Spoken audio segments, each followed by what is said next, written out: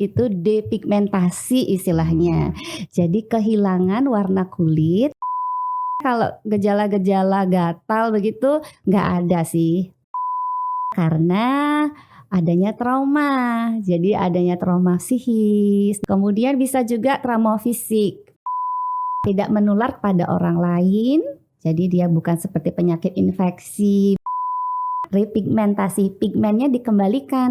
Tadi yang ngambek itu si melanosit yang nggak mau memberi warnanya kepada kulit, kita rangsang supaya dia mau memberi warnanya kembali.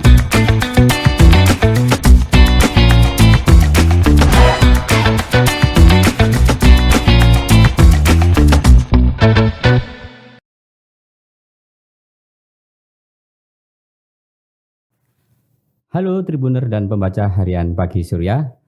Ketemu lagi dengan saya Wiwit di podcast harian Surya Cakap Sana Cakap Sini. Nah Tribuner dan pembaca harian Surya, mungkin ketika kita di jalan pernah menemui saudara-saudara kita yang ada sedikit kelainan di kulit, seperti bercak-bercak putih yang ada di jari, kemudian mungkin di area wajah, bisa juga di bibir, bahkan area mata. Nah, ini kalau secara medis mungkin diistilahkan ada sebagai vitiligo atau penyakit kelainan di kulit. Nah, seperti apa sih vitiligo ini?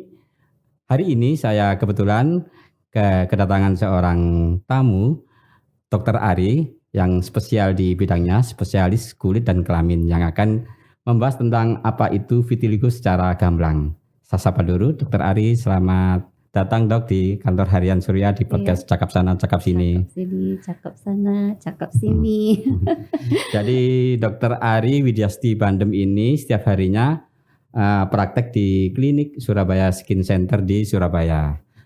Dok, nah ini memang saya sendiri sebagai orang awam ini belum begitu mendalam tahu tentang apa itu vitiligo. Yang saya tahu kalau penyakit kulit yang ada pigmen atau kekurangan pigmen lah, kita baca-baca referensi, lumayan juga ya kasusnya itu.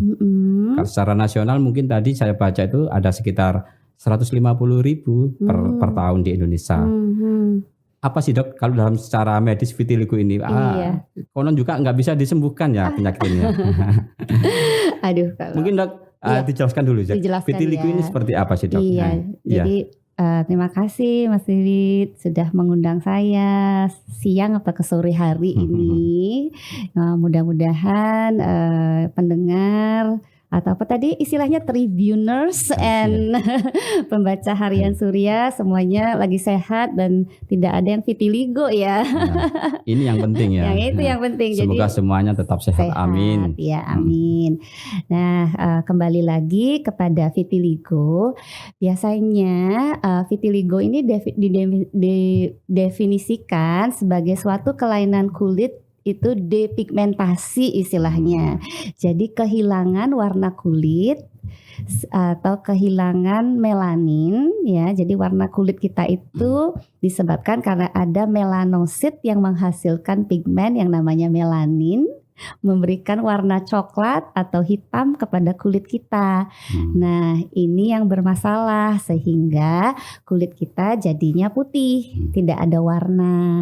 Gitu. Jadi penderita atau pasien vitiligo ini pasien yang dianggap kekurangan pigmen ya.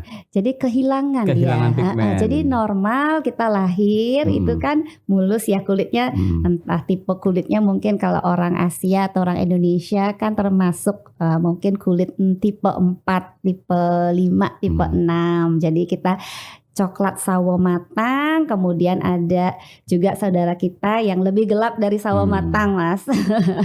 Nah, itu pada suatu kondisi itu kulitnya yang tadinya coklat, ada tumbuh atau terlihat ada bercak putih awalnya gitu. Dok, seperti itu vitiligo ini itu bisa potensi pasien atau potensi mengenanya kepada siapa saja sih Dok? Itu dia. Apa bayi yang baru lahir? Gitu. Iya. Apa bayi sudah kena atau memang ada usia berapa sampai berapa ini yang potensi sekali kena? Jadi kalau untuk vitiligo itu pasien-pasien sebetulnya bukan bayi. Kalau bayi itu biasanya toh ya, tohnya yang Tanda putih lahir. tanda lahir. Nah biasanya ini anak-anak yang kena, kemudian bisa sampai usia tua gitu. Ada jarak usia rentang berapa sampai berapa gitu? Pasien-pasien rata-rata yang datang berobat biasanya sih yang sudah sekolah ya. Jadi saya usia... ingat pasien tuh ada yang 3 tahun, 4 tahun gitu. Nah, ini kan tidak serta-merta muncul ya. Mungkin ada gejala, Dok. Ada gejala utama, mungkin ada gejala sampingan. Bisa ini, Dok. Mungkin dikasih gambaran, Dok ya. Iya, betul. Jadi kalau kulit biasanya Mas Wiwit pasti taunya orang datang itu apa sih? Gatel, kulitnya merah, bersisik begitu kan.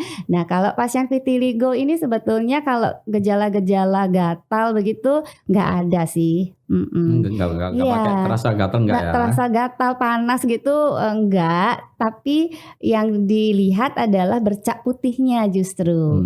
Nah, bercak putih ini biasanya itu putih susu atau putih kapur. Itu langsung muncul bercak putih atau digaruk-garuk dulu gitu, Dok? Enggak. Jadi yang sudah vitiligo tuh biasanya udah bercak putih.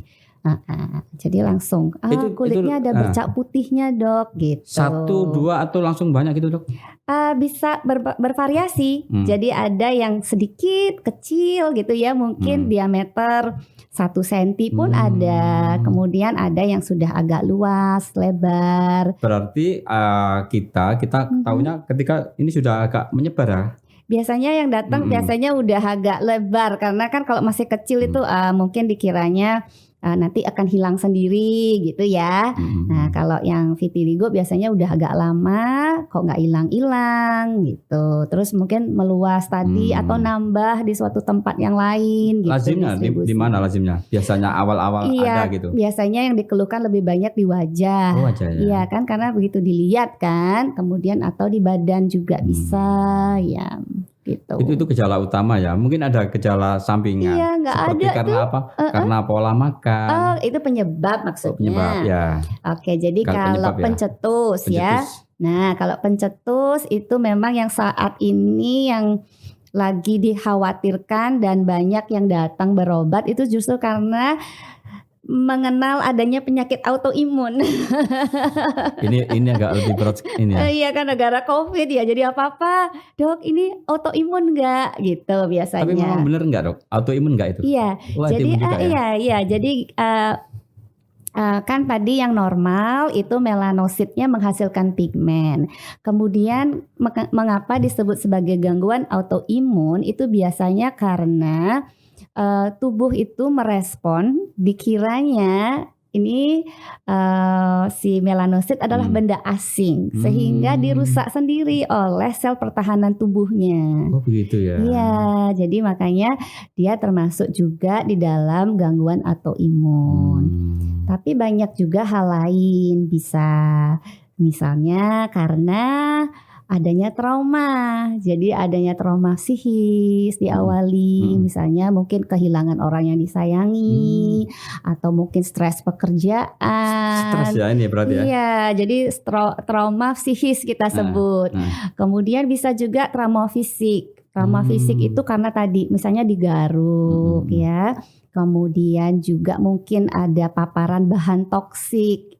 Bahan toksik ini biasanya bleaching ya, artinya zat pemutih. Karena kita menemukan kasus-kasus yang banyak datangnya dari orang-orang yang bekerja dengan bahan pemutih seperti pada ini pembuatan ikan asin. Nah itu jadi sudah lama bekerja, terus kok ternyata mulai ada bercak-bercak putih di kulitnya gitu. Kalau paparan matahari juga termasuk? Paparan matahari mungkin kalau terjadi sunburn ya, jadi terbakar surya.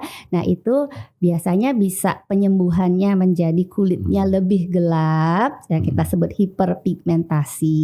Jadi melaninnya justru lebih produksinya.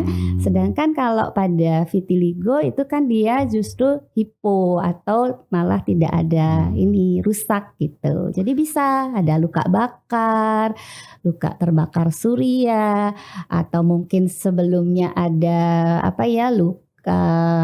ada peradangan, itu juga bisa sih sebetulnya sebagai faktor pencetus. Atau bahkan Mas, ada yang spontan. Ini yang spontan yang agak ini ya. Ini dia.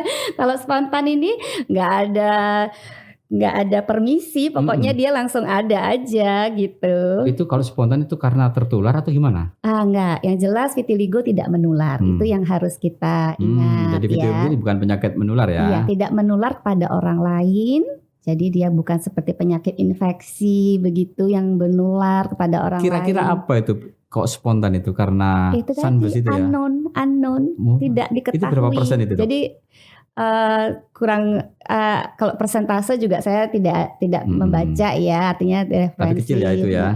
Jadi artinya dicari ini ada nggak luka bakar, ada stres, semua nggak ada, ya sudah. Atau dari ini ya, dari keturunan keluarga gitu ya. Keturunan keluarga pun juga ada ininya, bisa ya. Artinya dia bukan penyakit yang selalu diturunkan, tapi mungkin dalam keluarganya ada tuh bisa gitu. Itu memang kan kita kan apa ya, orangnya sendiri mungkin nggak nyaman ya, kurang nyaman ya dengan penyakit ini kurang ya. percaya diri. Itu ya. Ini jadi kenapa kita mengambil ada awareness gitu ya, hari vitiligo awareness kemarin ya? Iya, tanggal 25 Juni. Itu dimulai sejak 25 Juni tahun 2009. Itu apa Dok pencetusnya? Iya, jadi tanggal itu diambil setelah pada hari tersebut Michael Jackson, nah megastar yang semua orang deh di dunia ini kayaknya mengenal beliau ya. Nah itu beliau meninggal kan beliau termasuk salah satu orang yang pengidap atau menderita vitiligo, makanya kan banyak kulitnya jadi berubah ya. Jadi berupa putih. Iya. Nah, seperti kasus itu ya Michael Jackson atau berarti ada semacam apa ya? Kapan kira-kira kita harus ke dokter? Nah, itu dia pertanyaan yang bagus. Kapan kita terus kan harus mengetahui ini kok ada sedikit keanehan mungkin ya, ngaca gitu ya. Kapan kita harus ke dokter? Iya, kalau kita sih sarankan untuk kalau ada keluhan kulit itu memang sebaiknya sedini mungkin. Begitu tahu ada, udah langsung datang periksa, itu akan lebih cepat ya untuk diobati dan keberhasilannya tentu akan lebih bagus gitu. Seperti itu dokter, dalam proses menentukan diagnosa. Pakai uji lab atau apa gitu Dok? Nggak usah. Tidak perlu. Jadi secara klinis itu seorang dermatologis pasti sudah bisa untuk menentukan ini suatu vitiligo. Bahkan pasien ya kadang datang itu sudah langsung, Dok saya ini ada vitiligo, tapi benar atau enggak? Gitu itu kan dia kan tiba-tiba tahu ya. Dok ini saya ada vitiligo, tapi seperti apa kok dia? Iya, jadi karena bercak putih tadi seperti putihnya seperti susu atau seperti kapur. Kemudian dia batasnya tegas biasanya. Nah, batas antara yang putih sama yang kulit aslinya itu ya. Itu biasanya tegas, apalagi pada orang-orang yang tadi tipe kulitnya yang gelap, kan dia kontras. Mungkin kalau dia orang bule atau Caucasian atau orang Korea atau orang Jepang itu yang kulitnya lebih terang, biasanya dia agak ragu. Karena dia nggak kontras. Tapi kalau orang kita kan masih samar. Masih samar, tapi kalau orang-orang kita yang kulitnya coklat ini ya, sawo matang itu udah langsung tahu deh. Gitu. Itu mesti Dok, tempat-tempat menjalarnya itu kalau yang selama ini kan saya tahu ya orang awam di tangan, kemudian di area muka, atau mungkin bisa juga di tempat yang lain, di punggung misalnya. Jadi vitiligo itu sebenarnya meliputi kulit, kemudian selaput lendir, kemudian juga rambut. Sebetulnya. Rambut. Iya, kan semua itu ada melaninnya. Nah, hilangnya itu sebenarnya 3, tapi emang yang paling ada saya pernah baca itu ada juga di bagian mata, di selaputnya. Selaput lendir kan, selaput. Jadi bisa itu. gitu. Seperti itu ya, setelah mengetahui, oh ini vitiligo, apa dok yang dilakukan dari dokter ini, tim dokter ini? Tim dokter ini. Apa dia harus Iya. opname, harus rawat jalan, Rawat jalan atau hanya dikasih aja. asal aja, seperti apa dok? Iya, kalau untuk terapi atau manajemennya tentu saat ini karena itu sudah penyakitnya lama sekali itu. Kalau kita balik-balik secara tuh 1800-an tuh sudah ada loh Mas. Sudah ada tertulis tentang vitiligo. Apa istilahnya udah penyakit yang sudah lama memang ya. Jadi sudah lama sekali gitu. Pernah ada nggak dok cerita waktu zaman dulu penanganannya seperti apa, terus beda dengan sekarang penanganannya seperti apa? Sekarang kan sudah ada banyak teknologi laser kayaknya ya. Mungkin beda ya. Kalau dulu mungkin pakai secara herbal. Iya betul. Atau sekarang masih ada herbal yang dikombin dengan laser. Betul sekali. Jadi pengobatannya itu jadi tujuan dulu kita ngobati kan gitu. Itu kan yang penting kita ketahui. Bukan menyembuhkan ya? Menyembuhkan juga bisa kok. Iya.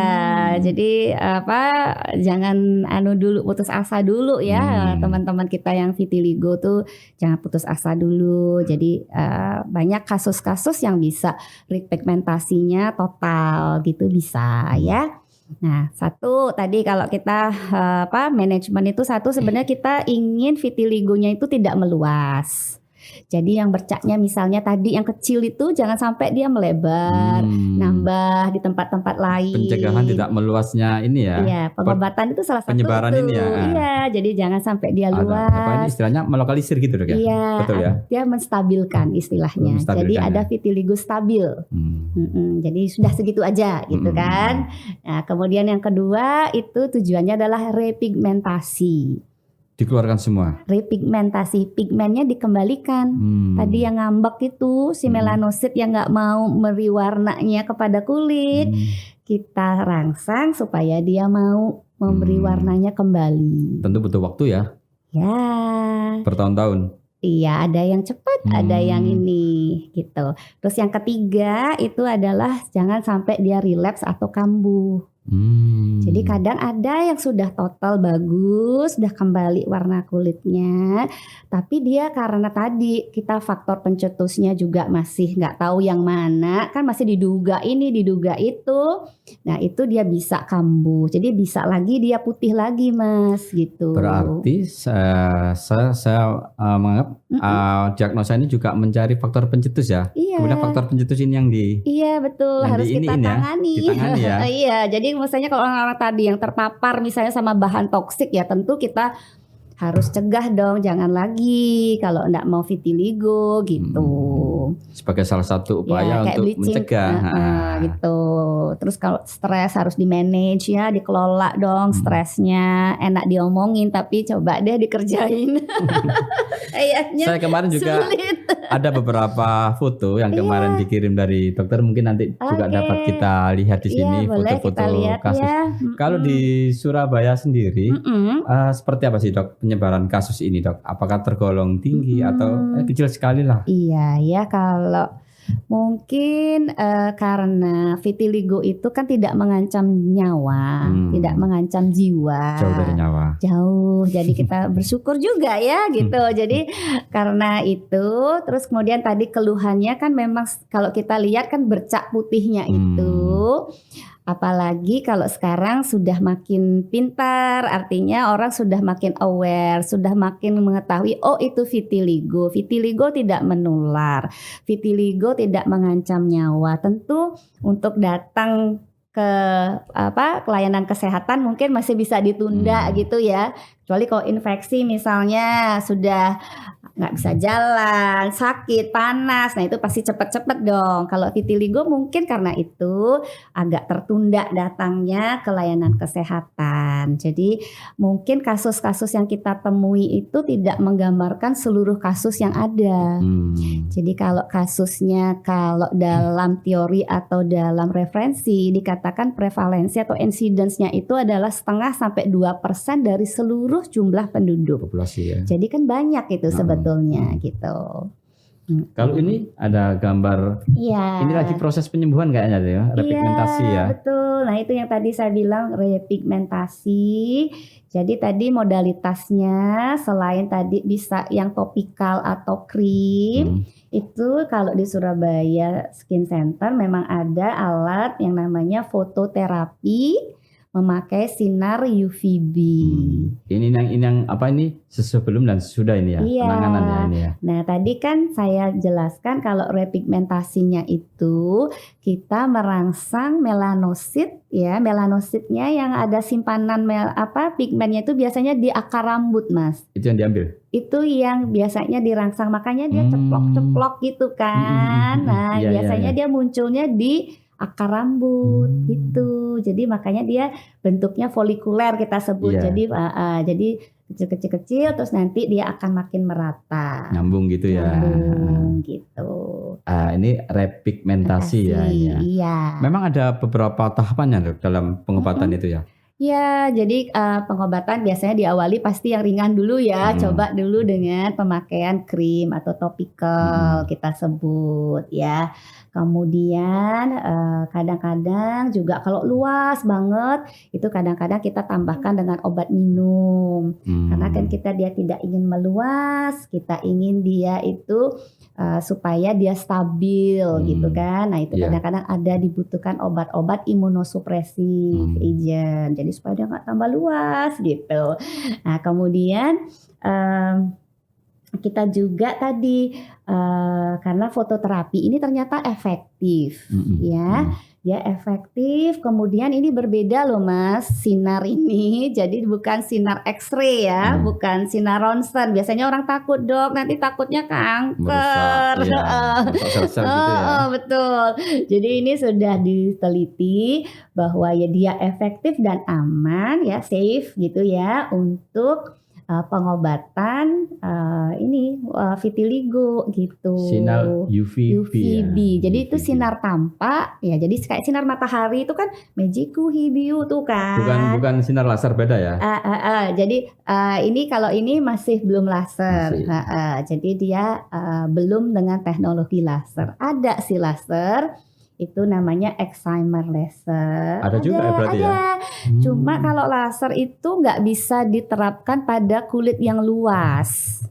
Nah, seperti jadi kecil dia kan, karena dia spot size-nya kecil. Iya. Itu biasanya kasus-kasus yang nggak lebar gitu. Tapi kalau udah lebar, kita akan pakai fototerapi gitu.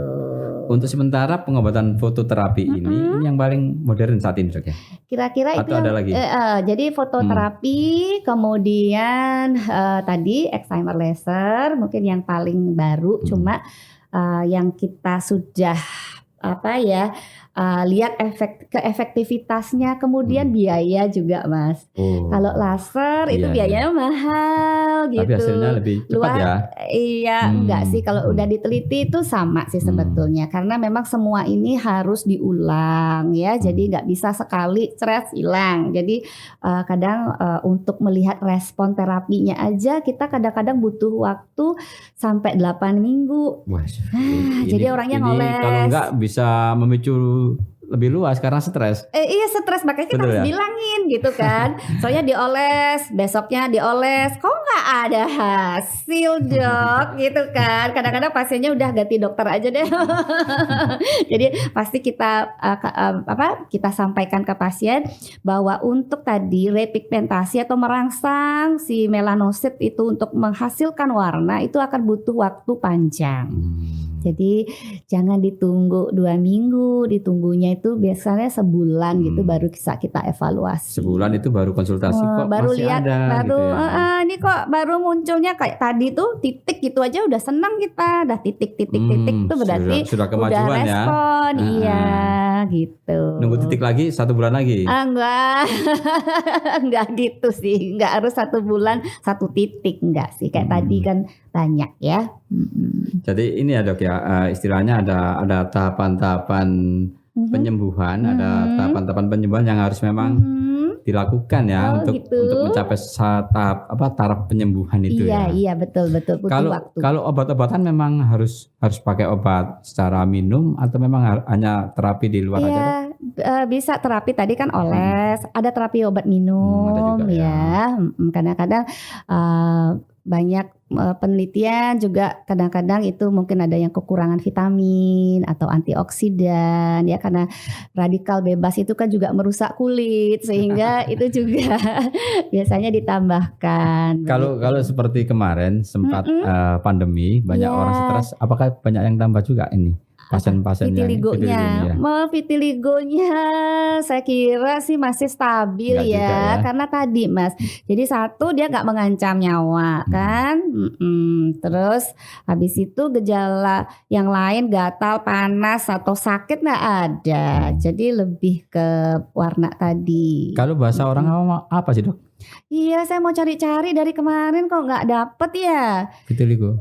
Bukan vitiligo. Apa itu bukan apa? Peratakan ya. Panu bukan ya? Jadi itu adalah diagnosis banding kita sebut atau yang mirip gitu. Jadi satu yang dulu itu kenapa ya kita ini vitiligo tuh kadang-kadang ada stigma, terutama kalau udah luas gitu. Nah itu biasanya karena orang mengiranya penyakit lepra, penyakit kusta atau lepra. Tapi kalau lepra kan ada ininya ya. Beda, itu kan ada gitu ya. bukan, itu kan juga mengenai saraf, beda lagi. Beda. Terus penyebabnya udah jelas, ada bakteri kan. Nah itu biasanya jadi stigmanya itu, jadi dikiranya lepra. Orang tadi takut mau salaman aja, aduh nih gimana nih, nular nggak gitu kan, jadi nggak mau gitu. Makanya tuh, jadi kemudian tadi yang disebut sama Mas Iwi itu ada panu juga ya malu ya Mas ya. Jadi ngapa kalau dikira panu gitu. Tapi biasanya kan. Kalau itu di tempat-tempat yang tersembunyi ya. Iya.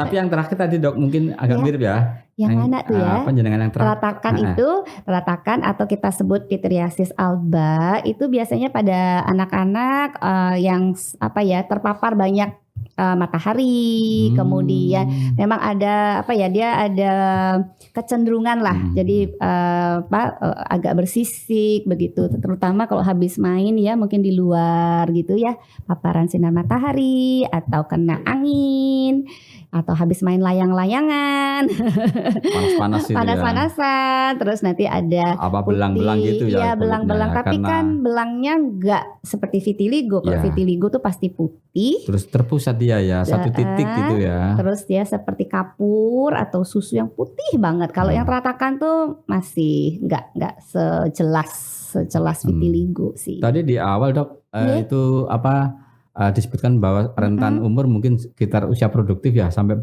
usia anak-anak 30 sampai gitu. Usia dewasa dan juga orang tua bisa. Bisa. Jadi begitu Tribuners dan pembaca Harian Surya, mungkin saya sendiri juga tadi memang masih awam, tapi ketika sudah dijelaskan sama Dokter Ari, penyebab gejala pencetus dari vitiligo memang seperti ini. Jadi mungkin nanti bisa lebih berhati-hati dok. Atau gini dok, nanti apa sih dok sebetulnya yang harus kita lakukan agar terhindar dari vitiligo ini dok? Iya, selain stres ya tadinya ya. Saya hafalnya stres tadi itu. Mungkin ada pencegahan secara dini ya dok. Iya, jadi memang vitiligo nih makanya sering sekali sebut si bercak putih yang misterius gitu ya. Si bercak putih masih yang pakai misterius begitu. Karena tadi faktornya dari sekian itu juga belum tentu pada pasien itu ada gitu kan. Kesulitan ya dari diagnosa juga memang masih misterius juga ya. Pencetusnya ya. Jadi untuk pencegahan mungkin karena kita tadi tahu ada faktor trauma ya. Jadi kadang-kadang kalau misalnya ada masalah kulit gitu atau gatal gitu ya, jangan digosok terlalu keras, jangan trauma ya, karena nanti merusak melanosit. Kemudian pemakaian bahan-bahan toksik mungkin bisa dihindarkan. Kemudian biasanya itu ada bahan-bahan bleaching atau pemutih tentu, jadi dia toksik terhadap melanosit. Jadi melanositnya dijaga supaya nggak ngambek tadi. Terutama yang ini ya, terutama ada kulit-kulit yang sensitif ya, misalnya seperti itu ya, yang lebih dominan mungkin ya. Iya, begitu sih. Kalau misalkan keluar kita harus pakai apa namanya krim matahari Krim seperti itu, matahari bisa nggak dok untuk salah satu iya. mencegah? Kalau untuk vitiligo sih enggak sih ya, nggak ada hubungan langsungnya sih enggak. Tapi secara umum kalau ditanya nih kepada dokter spesialis kulit dan lain pasti diingatkan itu, karena kita juga takut kan kalau kulit ini efek-efek buruk dari sinar matahari bukan hanya satu vitiligo mungkin, tapi yang lebih takut kan karena ada kayak kanker kulit ya gitu. Atau mungkin yang lebih lagi yang lebih ngehit sekarang skin aging gitu ya. Photo aging begitu. Jadi lebih cepat tua kulitnya. Tapi memang kalau lebih memastikan Tribuners dan pembaca harian Surya lebih baik konsultasi ke dokter ya.